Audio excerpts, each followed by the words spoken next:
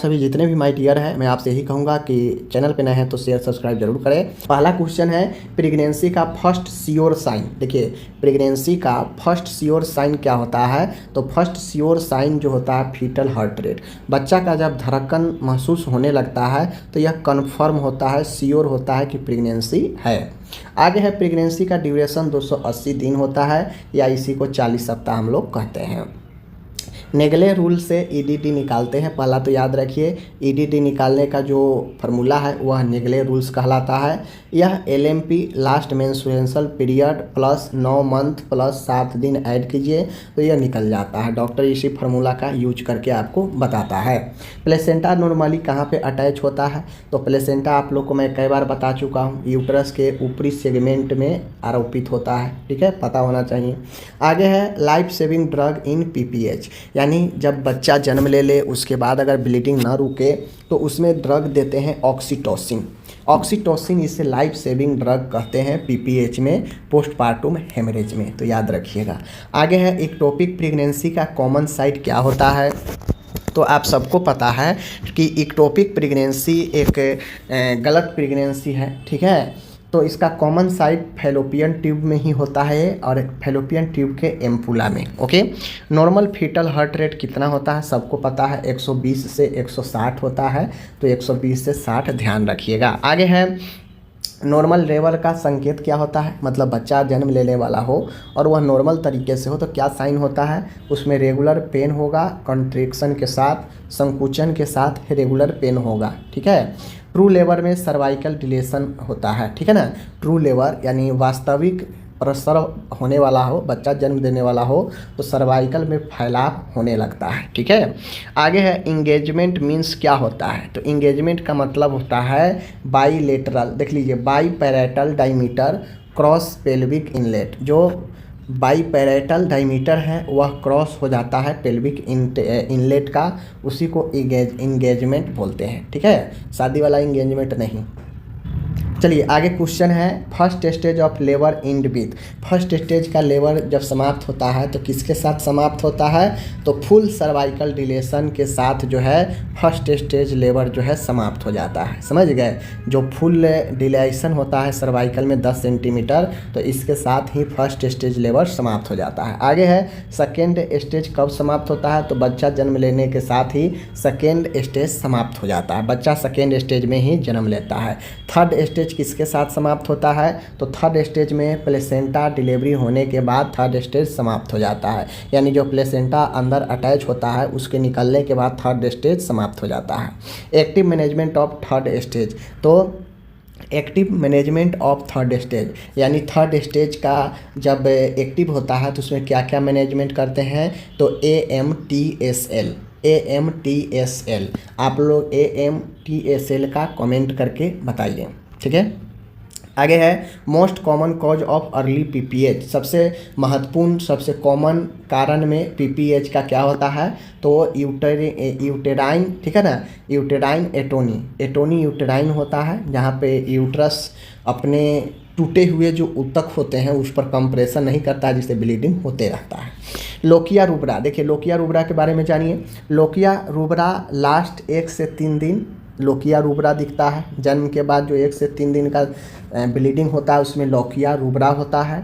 Lochia serosa last 4 से 10 दिन, जब 1 से 3 समाप्त होता है तो 4 से 10 दिन में लोकिया सिरोसा होता है।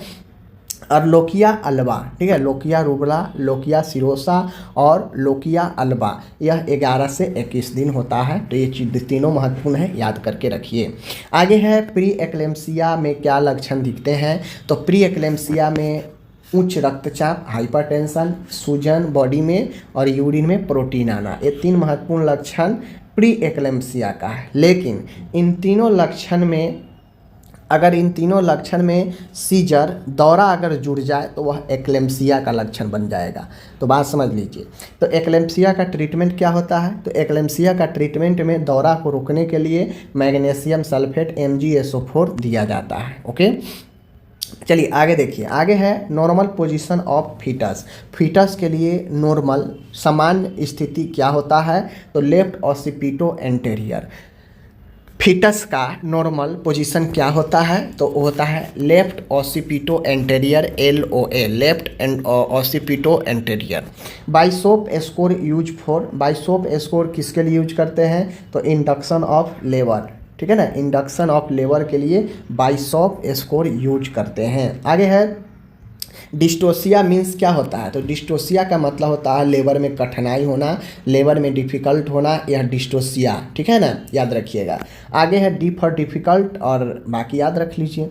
कोड प्रोलैप्स इमरजेंसी, मान गए नाभि नाल प्रोलैप्स कर गया तो उसके आपातकाल में कौन सा पोजीशन देना चाहिए? तो नी चेस्ट पोजीशन, नी चेस्ट पोजीशन देना चाहिए कोड प्रोलैप्स के इमरजेंसी में। ओके, आगे बढ़िए। मस्टाइटिस कॉमन ऑर्गेनिज्म क्या होता है? तो मस्टाइटिस का सबसे समान सूक्ष्म जीव है जो मास्टाइटिस, मास्टाइटिस में स्तन में इन्फ्लामेशन, सूक्ष्म जीव जो होता है स्टेफाइलोकोकस ऑरियस, ठीक है, स्टेफाइलोकोकस ऑरियस के कारण। आगे मैं बढ़ता हूँ तो ब्रेस्ट फीडिंग प्रिवेंट, आप ब्रेस्ट फीडिंग को रोकथाम कर सकते हैं। ब्रेस्ट फीडिंग प्रिवेंट करता है किसको? तो ओवेरियन और ब्रेस्ट कैंसर रिस्क को। अगर अच्छे से ब्रेस्ट फीडिंग कराया जाए तो वह ओवेरियन और ब्रेस्ट कैंसर को रिस्क को कम करता है, ठीक है। आगे है यहाँ पे कंट्रासेप्टिव स्पेसिंग मेथड, यानी कंट्रासेप्टिव में स्पेसिंग मेथड, अंतराल मेथड, यह कॉपर टी होता है जो इंट्रायूटेरिन के अंदर लगाया जाता है। परमानेंट फीमेल स्टरलाइजेशन क्या होता है? तो महिलाओं में अस्थायी जो बंध्याकरण होता है ट्यूबेक्टोमी होता है और पुरुषों में होता है वैस्कोटोमी, ठीक है, तो दोनों याद रखिए। आगे मैं बढ़ता हूँ best method for measuring foetal well being, यानी best method for measuring foetal well being, यानी बच्चा बढ़िया से है, अच्छे से है, तो इसके लिए कौन सा टेस्ट हम लोग करके पता करते हैं? NST, नॉन स्ट्रेस टेस्ट होता है, ठीक है। आगे बढ़ते हैं।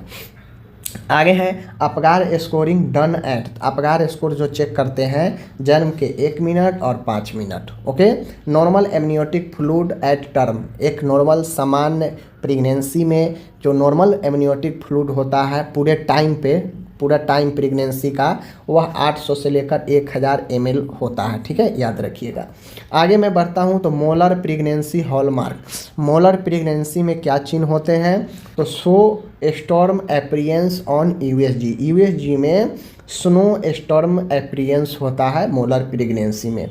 आगे मैं बढ़ता हूँ मेनोपॉज हार्मोन, मेनोपॉज में हार्मोन ईस्ट्रोजन हार्मोन की कमी होती है। जब मेनोपॉज होता है, जब महिलाओं में मासिक धर्म रुक जाता है, यानी वहाँ पे एस्ट्रोजन हार्मोन की कमी से, ठीक है। आगे है fibroid uterus in tumour of smooth muscles leiomyoma, ठीक है ना।